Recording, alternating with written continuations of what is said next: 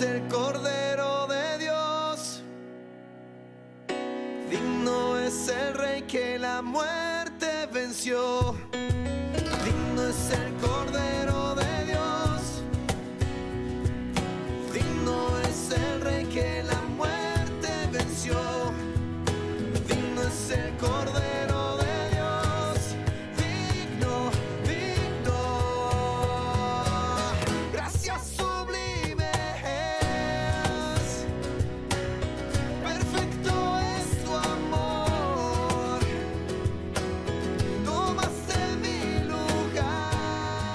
Vamos a comer entonces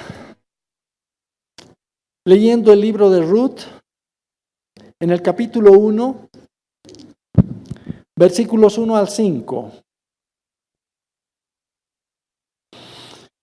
Dice así: aconteció, en el primer versículo, aconteció en los días que gobernaban los jueces que hubo hambre en la tierra, y un varón de Belén de Judá fue a morar en los campos de Moab, él y su mujer y 2 hijos suyos.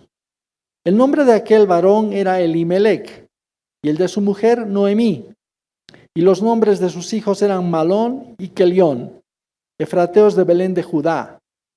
Llegaron pues a los campos de Moab y se quedaron allí. Y murió Elimelec, marido de Noemí, y quedó ella con sus 2 hijos, los cuales tomaron para sí mujeres moabitas. El nombre de una era Orfa y el nombre de la otra Ruth, y habitaron allí unos 10 años. Y murieron también los 2, Malón y Kelión, quedando así la mujer desamparada de sus 2 hijos y de su marido.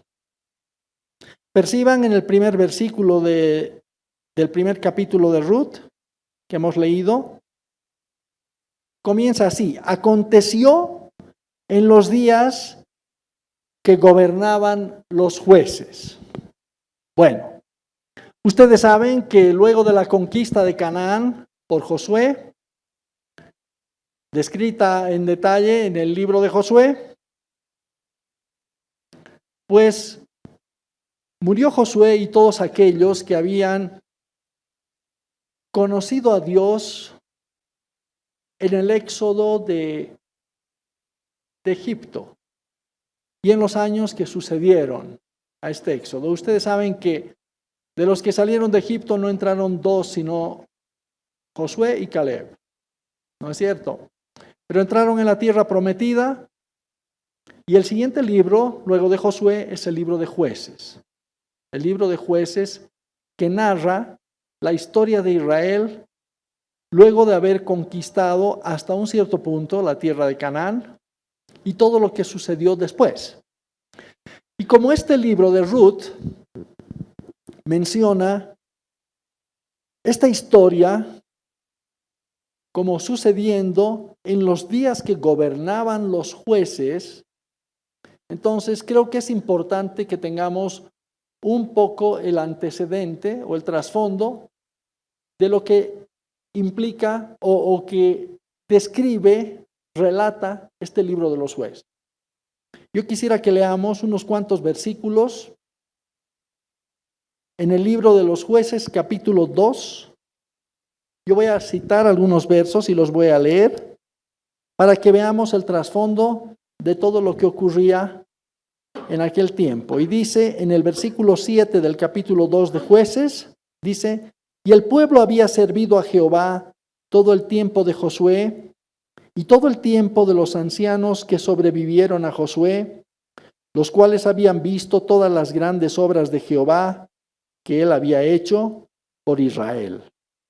En el mismo capítulo, versos 11 y 12, después los hijos de Israel hicieron lo malo ante los ojos de Jehová y sirvieron a los Baales. Dejaron a Jehová, el Dios de sus padres, que los había sacado de la tierra de Egipto, y se fueron tras otros dioses, los dioses de los pueblos que estaban en sus alrededores, a los cuales adoraron, y provocaron a ira a Jehová. Verso 14, y se encendió contra Israel el furor de Jehová, el cual los entregó en manos de robadores que los despojaron y los vendió en manos de sus enemigos de alrededor, y no pudieron ya hacer frente a sus enemigos. Verso 16, y Jehová levantó jueces que los librasen de mano de los que les despojaban. Versos 18 y 19, y cuando Jehová les levantaba jueces, Jehová estaba con el juez y los libraba de mano de los enemigos todo el tiempo de aquel juez, porque Jehová era movido a misericordia por sus gemidos a causa de los que los oprimían y afligían. Mas acontecía que al morir el juez, ellos volvían atrás y se corrompían más que sus padres, siguiendo a dioses ajenos para servirles, e inclinándose delante de ellos. Y no se apartaban de sus obras, ni de su obstinado camino. Amén. Bueno, tremendo relato en el libro de Jueces, ¿no es verdad? Tremendo relato de la historia espiritual de Israel. Una condición que prevalecía y que prevaleció a lo largo de todo el libro de los Jueces, cubriendo quizá un periodo de unos 400 años más o menos. ¿No es cierto?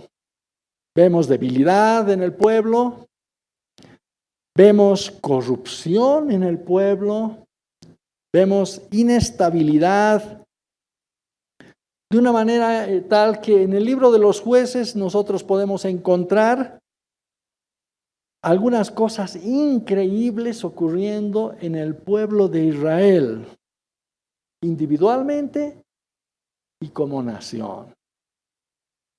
Es sorprendente, pero esto es lo que vemos en el libro de los Jueces. ¿No es cierto? Bueno, y volviendo al libro de Ruth, ya tenemos el antecedente, el trasfondo. En el mismo verso primero del capítulo 1 dice: aconteció en los días que gobernaban los jueces que hubo hambre en la tierra. Ahora bien, como consecuencia de la condición espiritual en la que se encontraba Israel en aquel entonces, como consecuencia de todo lo que hemos podido leer, y se puede leer en otros capítulos también del libro de Jueces, hubo una hambre en la tierra de Israel. Ahora bien, hermanos, nosotros sabemos bien que una y otra vez en el Antiguo Testamento, en la historia de Israel, la palabra del Señor se cumplía en esta misma manera. Si el pueblo era un pueblo fiel, Él bendecía a su pueblo. Le bendecía en su campo, lo bendecía en su canasta, lo bendecía en su arteza de amasar, ¿se acuerdan? Eso está en el Pentateuco. Lo bendecía en sus almacenes, ¿no es cierto? Por tanto, cuando vemos el libro de los Jueces y toda la condición espiritual que existía en Israel en aquel entonces, no nos sorprende pues que había esta hambre, esta hambruna, ¿no es cierto? La hambruna no era una cosa que sucedía simplemente por casualidad, era una parte del juicio divino.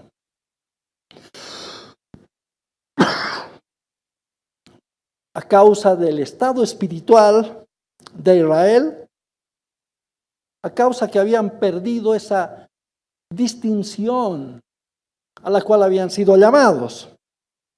Ustedes recuerden que cuando Abraham fue llamado para salir de Ur de los Caldeos,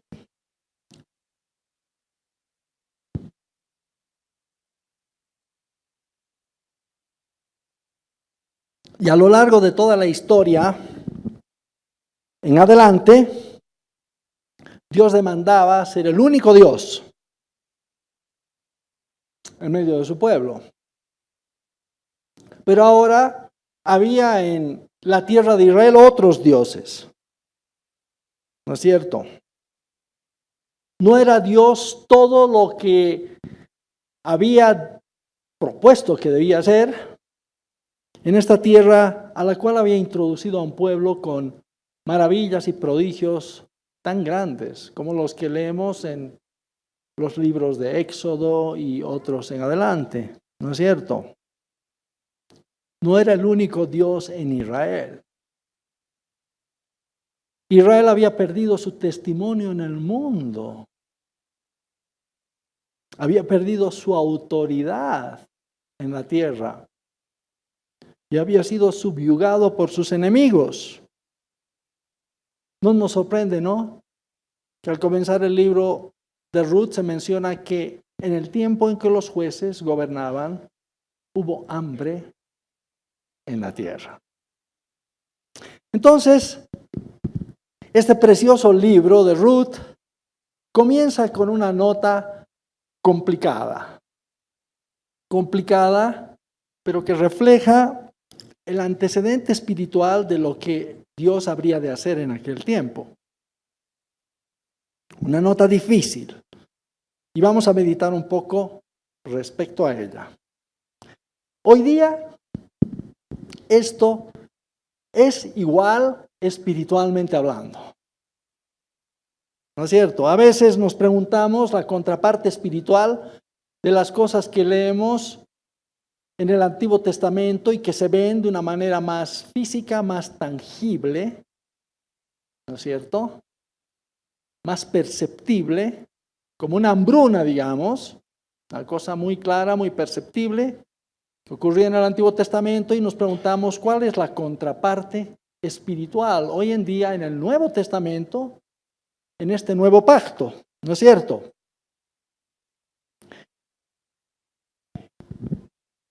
La medida de nuestro alimento, hermanos, la medida de nuestro alimento, nuestros recursos espirituales, nuestros suficientes recursos espirituales, nuestro incremento, nuestro crecimiento espiritual, está dado por la medida en que somos conformados a los pensamientos de Dios. ¿Me entienden? Esto es gobernado de esta manera. Ninguno de nosotros, hermanos, podría progresar espiritualmente y encontrar alimento espiritual fácilmente, a no ser que estemos en la dirección correcta de los pensamientos de Dios. Así funciona el mundo espiritual, hermano. Nosotros los hombres podemos pensar tantas otras cosas, pero lo que vemos en la palabra es que funciona así. ¿No es cierto? En uno de los libros de este hermano Tozer, que muchos de ustedes deben conocer, un hombre muy usado por Dios, muy ungido por Dios, en uno de sus libros, él comienza diciendo: en tiempos como hoy, en los cuales abundan los predicadores, pero escasea la palabra de Dios. Qué tremenda introducción, ¿no es cierto? Qué tremenda introducción, hermanos. Hay una gran verdad en todo esto. A veces nos confundimos un poco porque existe mucha enseñanza hoy en día y muchos recursos también. Pero la pregunta real es, la pregunta que yo les hago es, ¿verdaderamente son de la clase de alimento que puede nutrir las almas y los espíritus de los cristianos?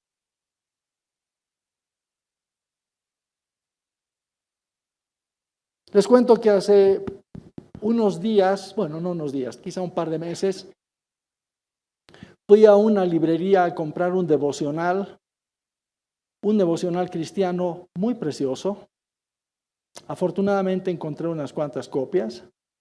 Era para darlo a algunos hermanos. Y pues al entrar a la librería, la verdad es que había cualquier cantidad de libros. ¿No es cierto? Pero de los que me han bendecido en el pasado, yo no encontré ninguno. ¿No es cierto? Quizá porque no son muy comerciales, ¿no? Hoy en día se vende más, digamos, otro tipo de literatura. ¿Me comprende? ¿No? Pero de los que realmente, por lo menos me bendijeron en el pasado, yo la verdad es que no pude ver ninguno. Excepto este, que me sorprendió muchísimo, haber encontrado este libro. Y que se los recomiendo. Se los recomiendo. Se llama En pos de lo supremo. Es de un hermano, Oswald Chambers.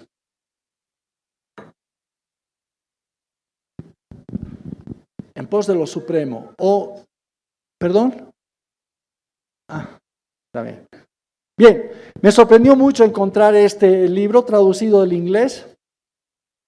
Un libro muy ungido, recopilado por la esposa de este hermano a través de sus prédicas. Este hermano murió cuando tenía 45, 47 años solamente. Pero fue muy prolífico en las escrituras y el conocimiento de Dios.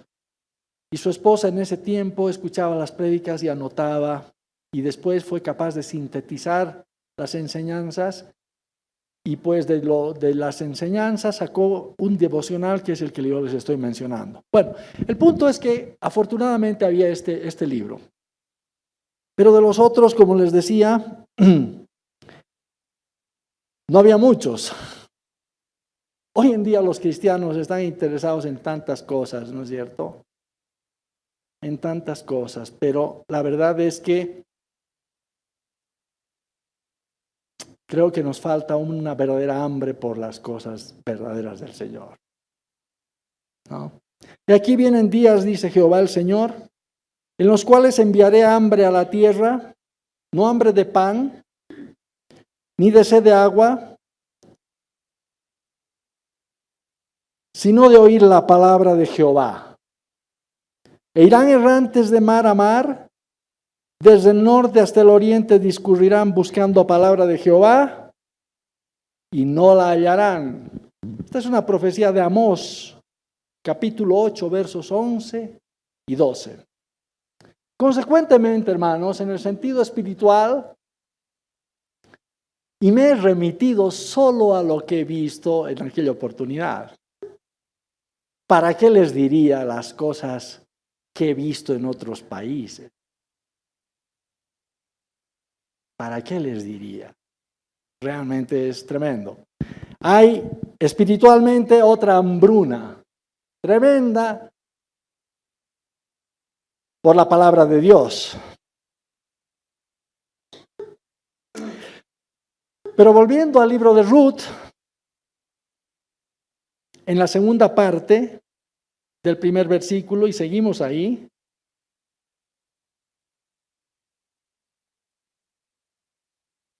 dice así: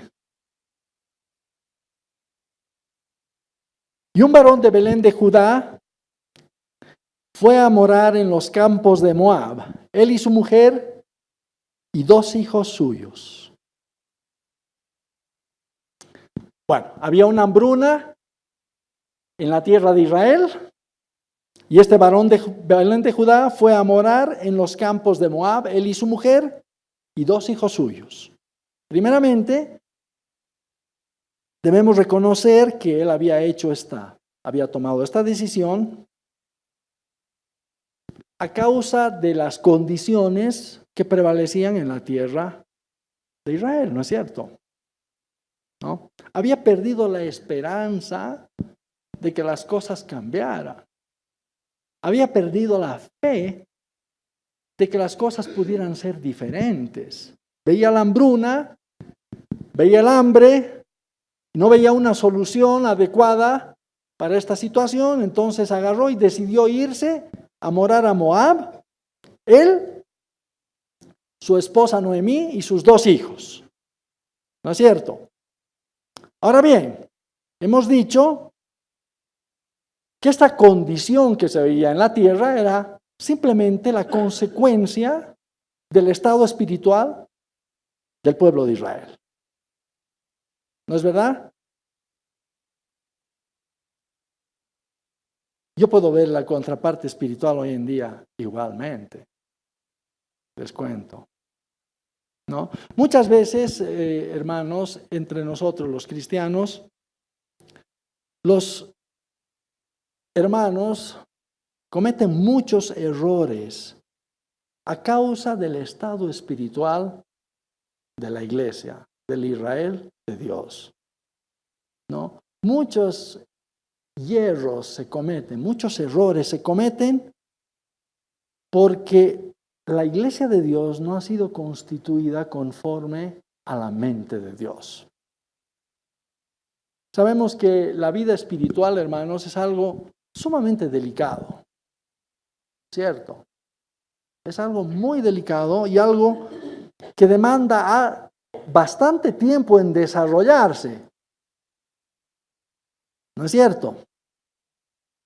Parte del problema que podemos ver cuando se cometen estos errores se fundamenta o se basa en esto, ¿no? Muchos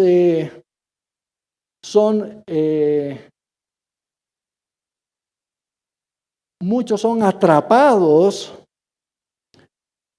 en medio o por circunstancias y situaciones que no pueden resolver fácilmente, no saben cómo reaccionar. Pero a veces tampoco tienen la paciencia de esperar la respuesta de Dios. ¿No es verdad? Esto quizá ha sido la experiencia de muchos de nosotros cuando comenzamos nuestra vida espiritual. ¿No es cierto? Dios nos enfrenta a una determinada circunstancia, a una determinada dificultad, a un determinado problema, y no sabemos cómo resolver el problema. Pero el punto es que a veces tampoco en la iglesia existe la madurez espiritual como para darnos una respuesta a lo que nosotros necesitamos oír o estamos buscando. Eso ha sido mi caso también. Creo que es la experiencia de todos los que hemos comenzado acá, ¿no es cierto?, en la vida espiritual. Nos hemos forjado, hermanos, en medio de las brasas. Esa es la verdad. No ha sido ninguna cosa fácil el camino del Señor, con toda la fidelidad de Dios, pero no ha sido absolutamente nada fácil. Yo recuerdo cuando estaba estudiando fuera, que el Señor empezó a convulsionar ahí mi ser interior, me estaba exponiendo por el Espíritu lo que yo tenía dentro, mis pensamientos, mis emociones y todo aquello que se parecía al origen del Génesis, ¿no? ¿Me entiende? Era el capítulo 1 del Génesis. Y yo la verdad es que no atinaba a entender qué es lo que estaba pasando, pero era Dios. Era Dios. E iba a preguntar a los hermanos y la verdad es que me daban respuestas que no respondían al Espíritu de Dios, a lo que yo ya conocía de Dios. No porque fueran malos hermanos. No, son hermanos a los que les tengo mucha gratitud más bien, porque han sido una ayuda en aquel tiempo, a pesar de que no podían darme una respuesta más precisa de lo que podía estar pasando o qué es lo que debería hacer. Por eso les digo que lo que falta en la iglesia es una madurez espiritual. ¿No es cierto? Y cuando nosotros vamos a dar consejos a otros, realmente qué difícil es dar un buen consejo. Qué difícil. A no ser que Dios nos haya llevado a través de su escuela, ¿no? Y nos haya enseñado primero a nosotros a deletrear nuestras almas, a resolver algunos problemas, digamos, mediante el conocimiento del Señor Jesucristo. Pero les cuento que con frecuencia también algunas personas me preguntan ciertas cosas y cuando les digo la respuesta, no les gusta la respuesta. ¿Me comprende? Porque ellos quisieran oír otra cosa, a veces más fácil o de acuerdo a lo que ellos piensan que deben hacer. Y en la segunda Segundo mensaje de Ruth, vamos a compartir un poco a este respecto. ¿Qué es lo que dice la Biblia a este respecto? Pero esa es la verdad. No es tan fácil aconsejar a nadie, especialmente si son jóvenes, ¿no es verdad? O nos puede pasar lo que pasó a Roboam, el hijo de Salomón, que pidió consejo a sus amigos que eran jóvenes. Le aconsejaron muy mal. Consecuencia de eso, se dividió Israel. ¿No es verdad? Eso es lo que ocurre. Entonces, hermanos, el apóstol Pablo en Gálatas 4:19 dice: hijitos míos, por quienes vuelvo a sufrir dolores de parto, hasta que Cristo sea formado en vosotros. Hermanos, hoy día la iglesia no hace mucho esfuerzo en distinguir alma de espíritu. Para muchos en la iglesia, estas palabras son sinónimas. Para los psicólogos son pues sinónimos, hermano. Para los hijos de Dios no deben ser sinónimos. ¿Me están entendiendo? Como consecuencia,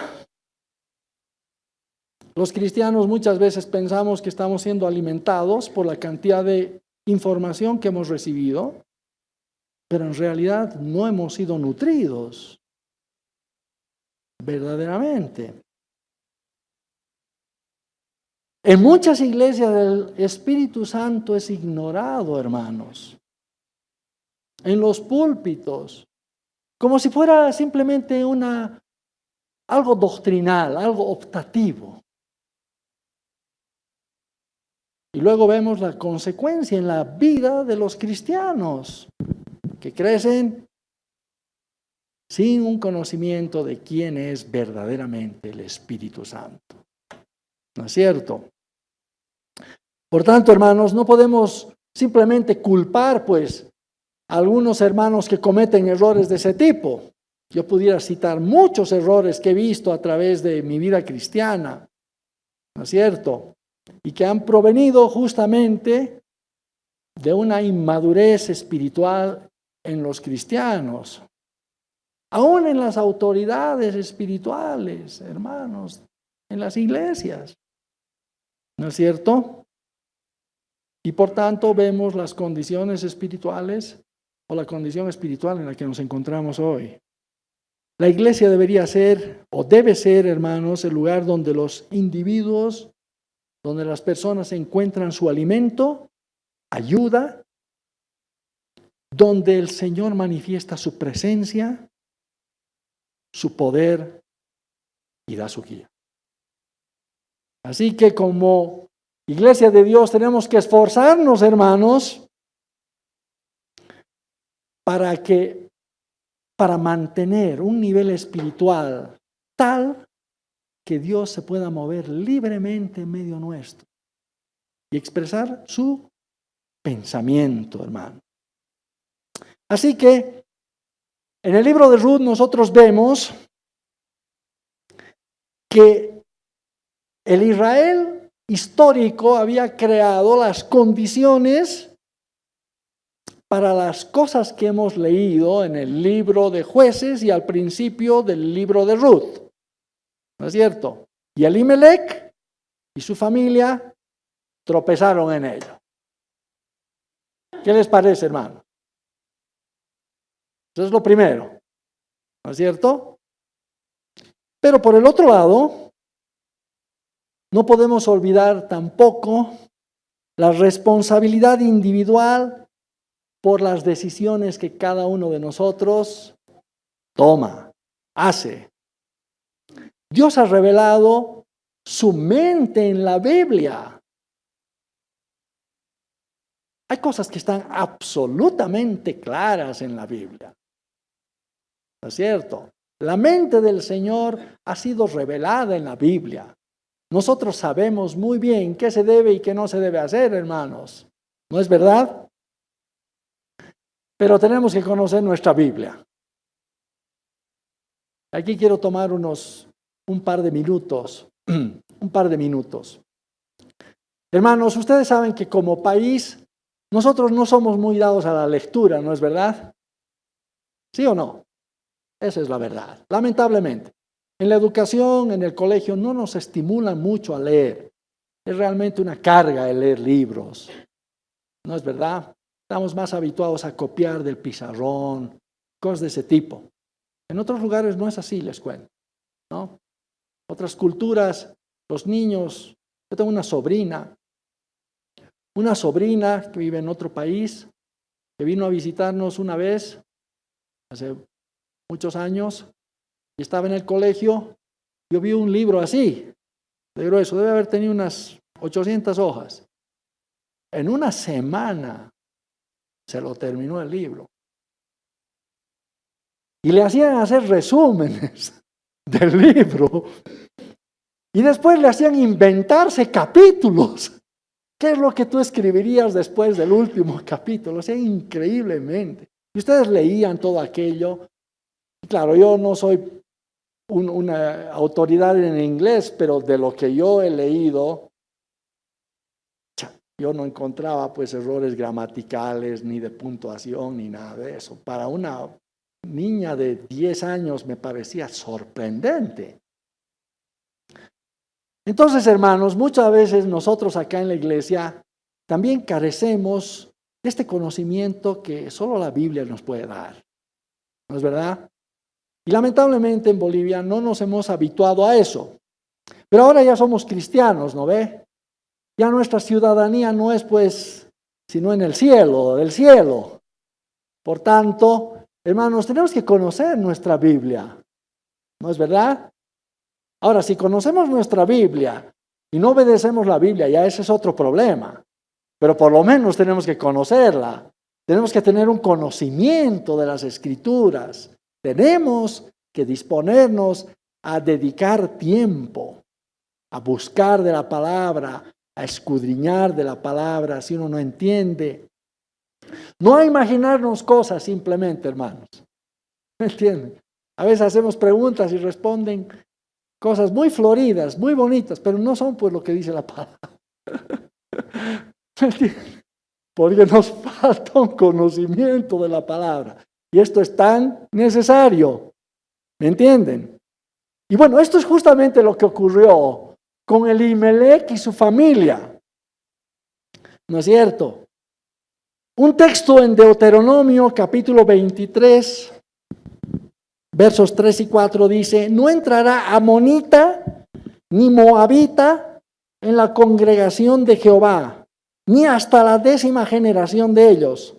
No entrarán en la congregación de Jehová para siempre, por cuanto no salieron a recibir con pan y agua al camino, cuando salisteis de Egipto, y porque alquilaron contra ti a Balaam, hijo de Beor, de Petor en Mesopotamia, para maldecirte.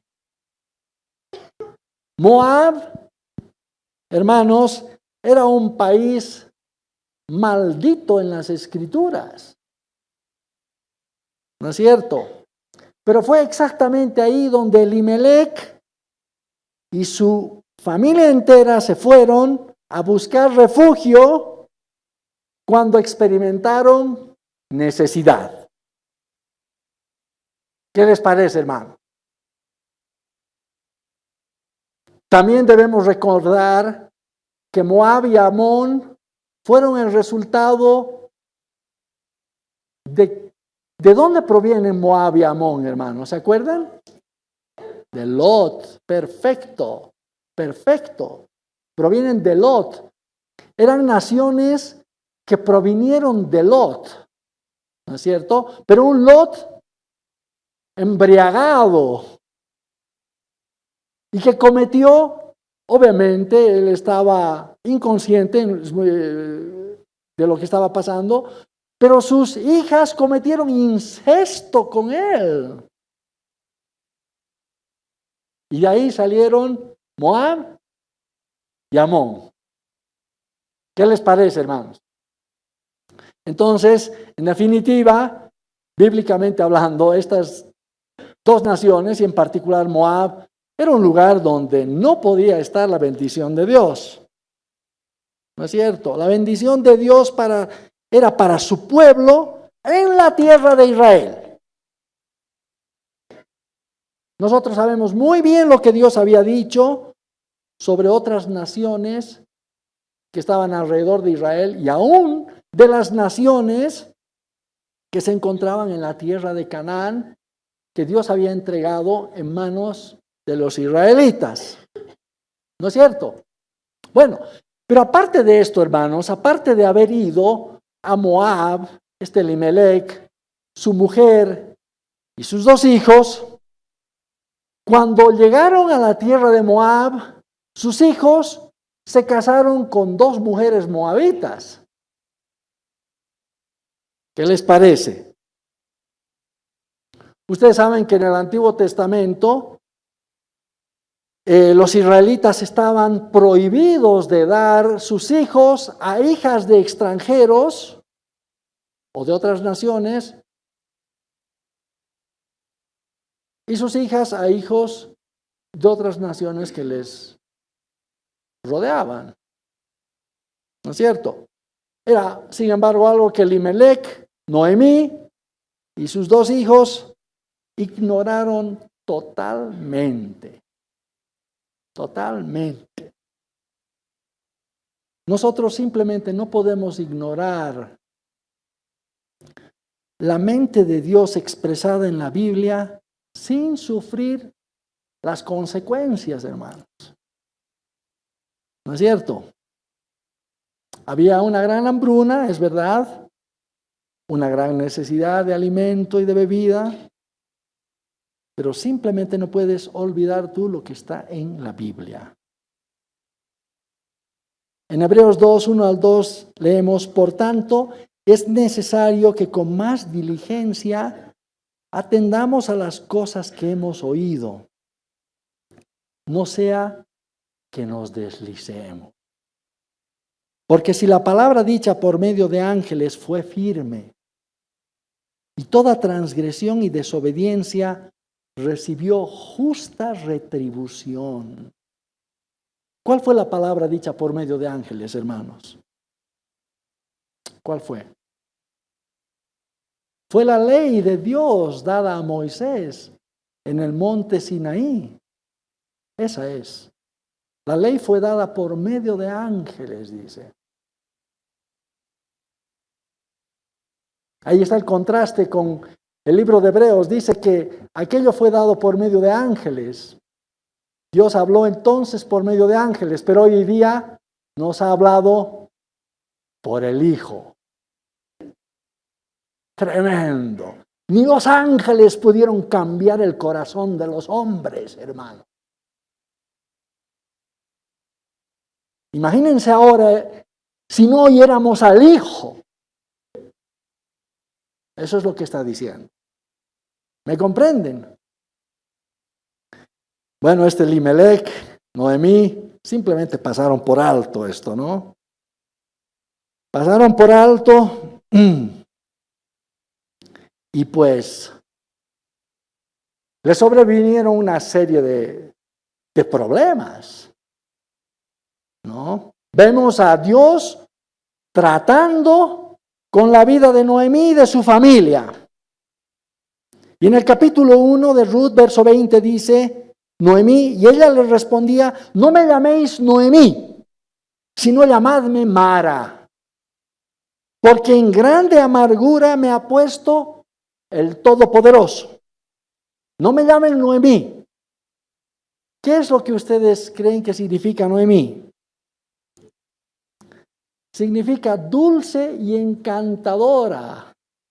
Eso significa Noemí. O también felicidad y deleite. No me llamen nada de eso, dijo Noemí. Llámenme Mara. ¿Qué significa Mara? Amargo, amargura. ¿Por qué? Porque en grande amargura me ha puesto el Todopoderoso. ¿No es cierto?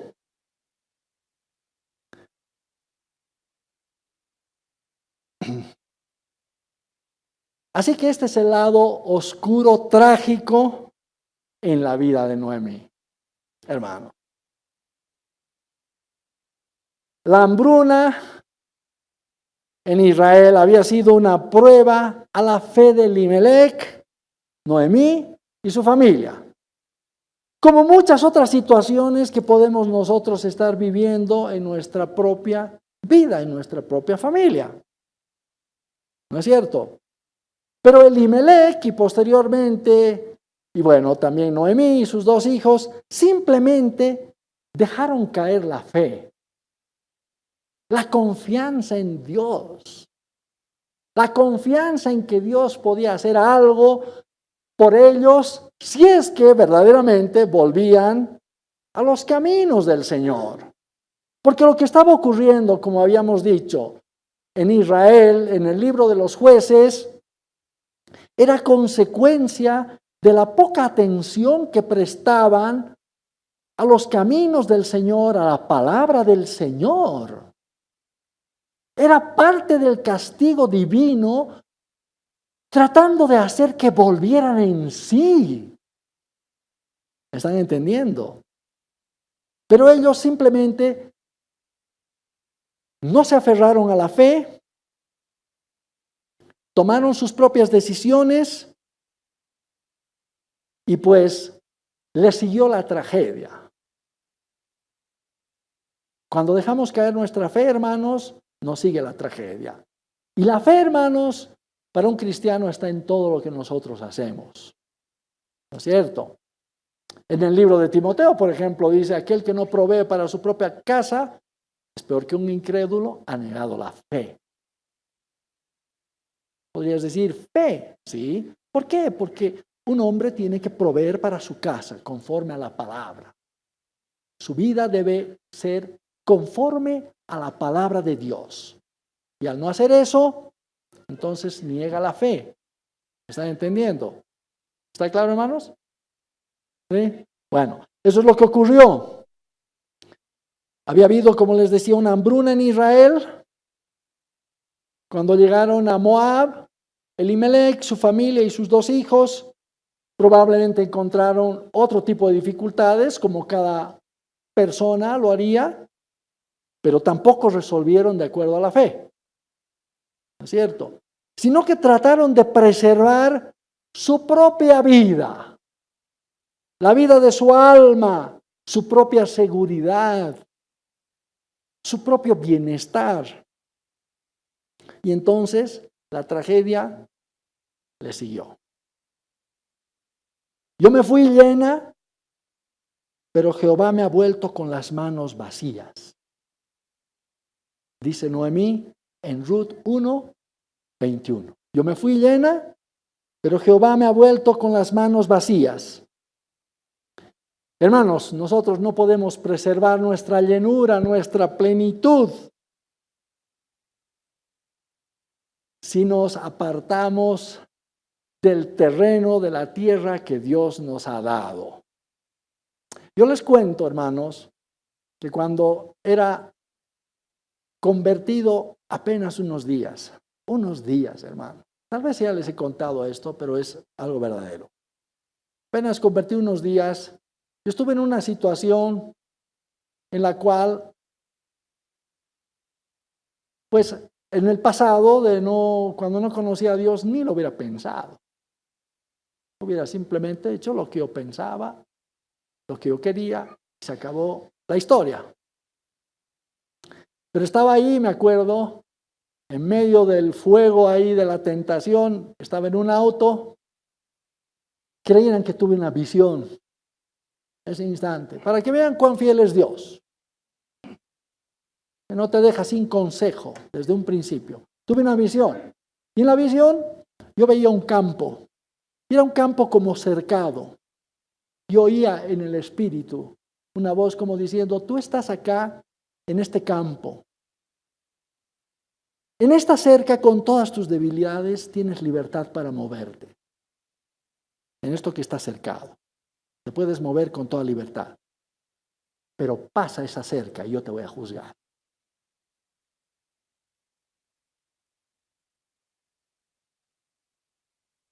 Suficiente. Entendí perfectamente el mensaje. Y no me atreví a hacer nada. ¿Me están entendiendo? No me atreví a hacer nada. Así que esto no es alta teología, hermano. Después. ¿Me entienden? Simplemente la palabra de Dios. ¿No es cierto? Y cuando falta a veces la suficiente luz, Dios es capaz de mover el universo para hacerte entender y guardarte a ti sin caída. Y muchas veces me ha pasado esto en la vida, hermano, para darme entendimiento de lo que estaba pasando, porque a veces no veía bien lo que pasaba. Cosas que no se ven, digamos, que están ocurriendo en el corazón de uno o de otros, ¿no? Pero Dios es así, Dios es muy fiel. Así que no podemos nosotros apartarnos, separarnos del territorio, del ámbito en el cual Dios nos ha llamado, sin sufrir las consecuencias, hermanos. ¿No es cierto? Podemos tener mucho, pero atrévanse a probar al Señor, a quitar los pies del territorio que Dios te ha dicho que debes ser tu habitación. Y vamos a ver cómo te va. No digo que lo hagan, pero a veces nosotros tentamos al Señor, hermano. Lo ponemos a prueba, a ver si reacciona, a ver qué nos va a decir. Y Dios debe reaccionar, ¿no es cierto? Para preservar su integridad, su plenitud, ellos salieron de la tierra de Israel llenos.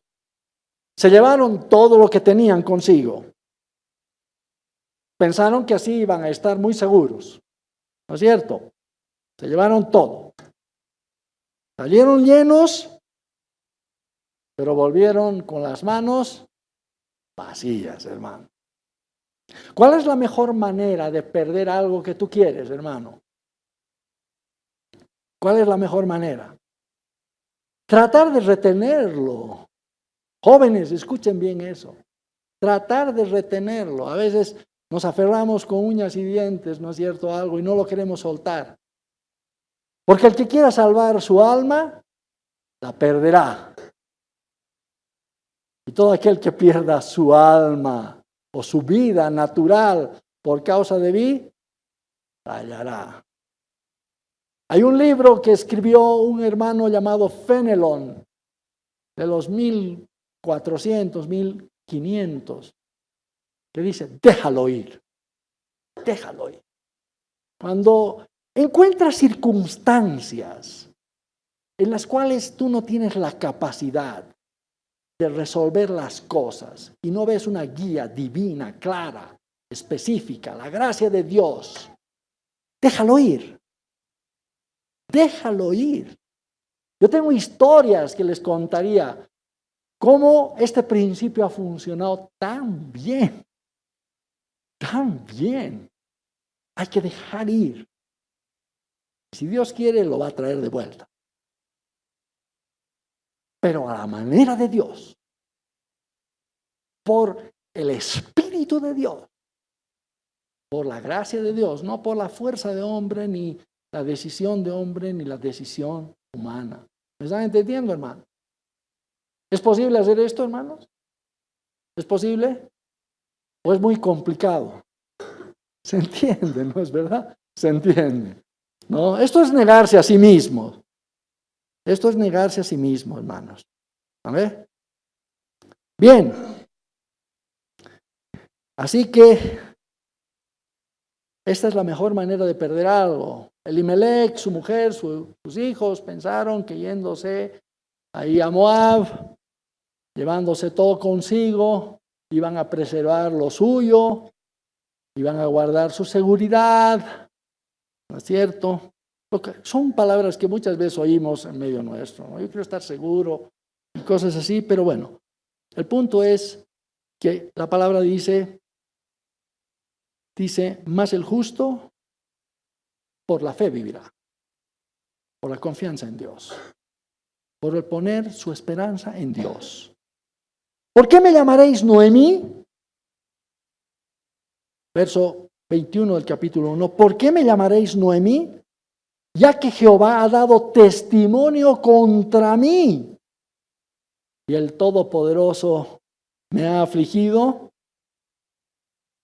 ¿Qué les parece la experiencia de Noemí, hermano? Dramática, ¿no es verdad? Dramática.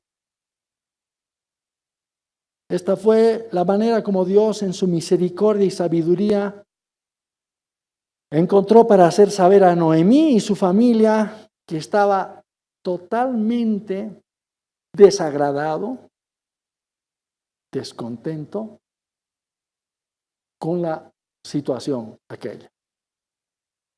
Y por tanto, los castigó, los disciplinó. ¿Dios te ha llamado la atención a ti, hermano? ¿Alguna vez?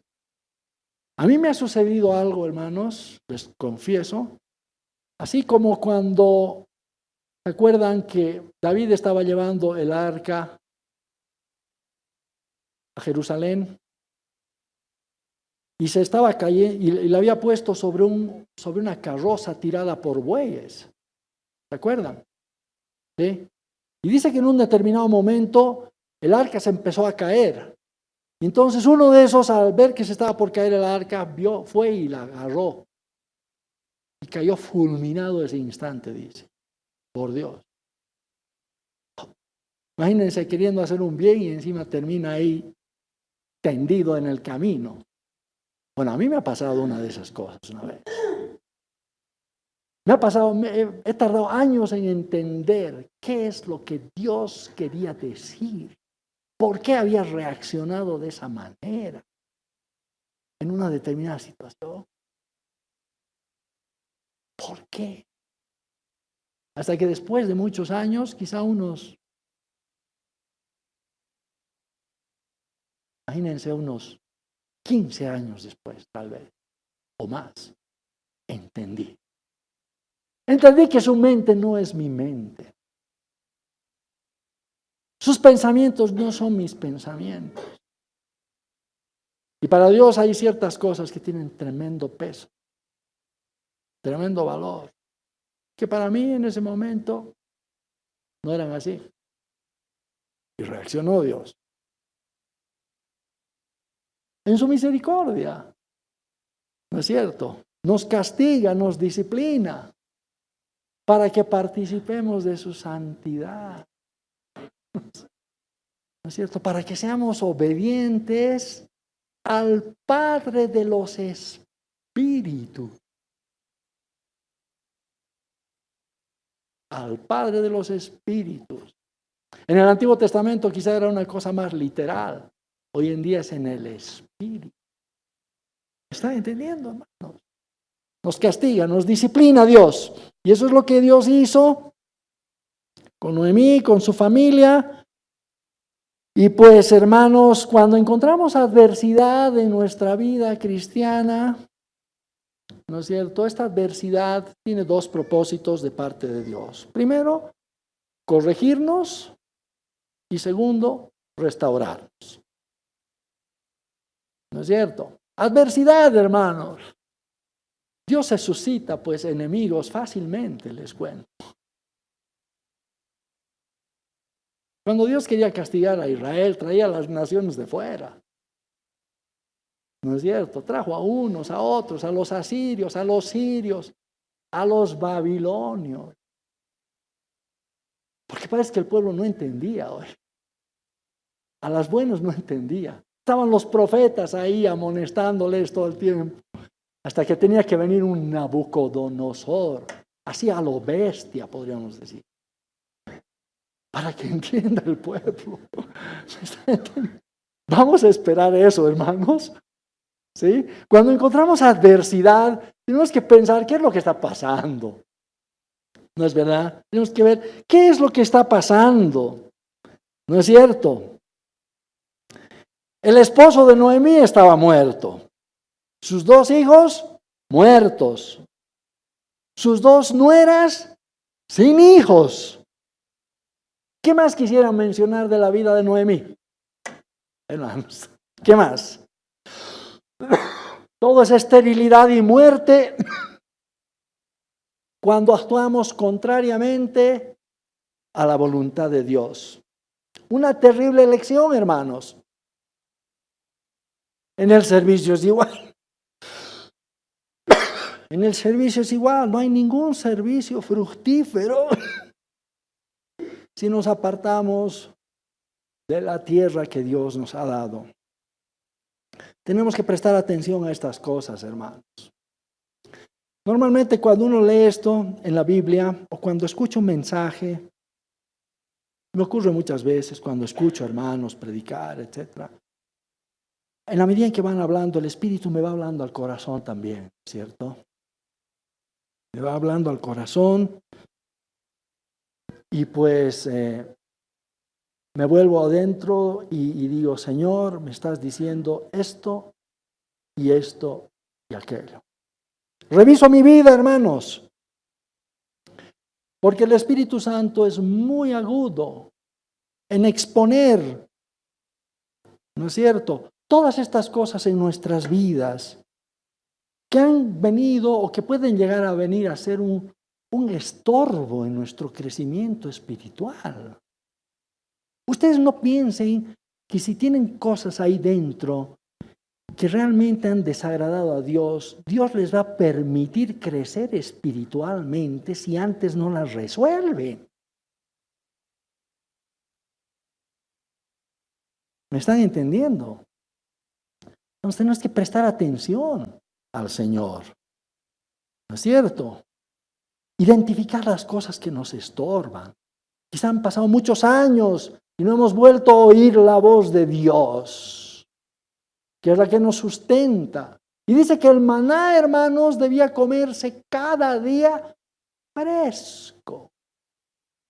Fresco. ¿No es cierto? El alimento del cielo debía venir fresco. Entonces el Señor es muy agudo y el Espíritu Santo nos lleva en su momento a ver si hay algunas cosas que necesitan ser limpiadas, corregidas o mejoradas en nuestras vidas. No hay coincidencias con Dios, hermanos. Quizá Dios está hablándoles ahora mismo, ¿no es cierto? Pero tenemos que oír, prestar atención y entrenar nuestro oído, hermanos, para oír su voz. Pero mientras tanto nos va a continuar afligiendo y testificando en contra nuestra hasta que nos pueda llevar a la otra orilla, hermano. Mirad que no desechéis al que habla desde los cielos.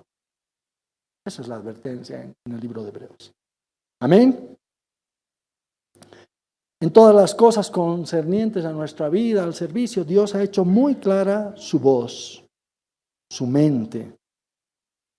Tenemos que prestar más atención a su voz, sus principios. ¿Cómo escaparemos nosotros si descuidamos una salvación tan grande? ¿Cómo? ¿Cómo? El Espíritu Santo, hermanos, nos da testimonio y nos aflige, y Él mismo se aflige dentro de nosotros, porque sabe que la eternidad está en juego, nuestra eternidad. Y no solamente, digamos, el hecho de que podamos entrar o no al cielo, que sería lo primero que uno siempre piensa. No, sino nuestra condición espiritual en la eternidad de Dios. Es muy diferente, ¿no es cierto? Hermanos, en el reino de Dios, algunos van a resplandecer con una cierta gloria, pero otros van a resplandecer con otra gloria. ¿Con qué gloria quieres ir tú al cielo? ¿Quieres entrar como esos que escapan como del fuego? ¿O quieres entrar con una gloria y un peso eterno de gloria? ¿Me están entendiendo? Y el Espíritu Santo sabe eso. Tal vez nosotros ni nos hemos puesto a pensar mucho al respecto. Pero el Espíritu Santo sí sabe de esto. ¿No es cierto? Cuando el apóstol Pablo estaba dando testimonio ante el rey Agripa sobre lo que Dios, el Señor, le había comisionado, más bien, le dijo lo siguiente: lo había enviado a los gentiles para que abra sus ojos, para que se conviertan de las tinieblas a la luz y de la potestad de Satanás a Dios, para que reciban por la fe que es en mí perdón de pecados y herencia entre los santificados. Una cosa, hermanos, es alcanzar perdón de pecados y otra cosa es herencia entre los santificados. Y aquí estamos hablando de herencia, lo que vas a recibir de Dios.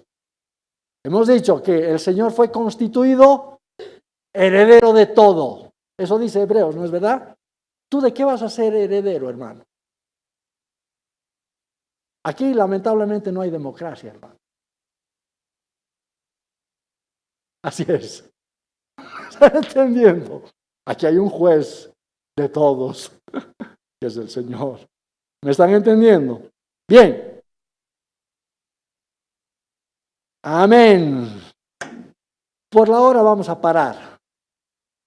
Y la próxima vamos a continuar en esta porción que estoy dejando de compartir, pero de otra forma no vamos a terminar. Amén. Nos ponemos en pie, hermanos.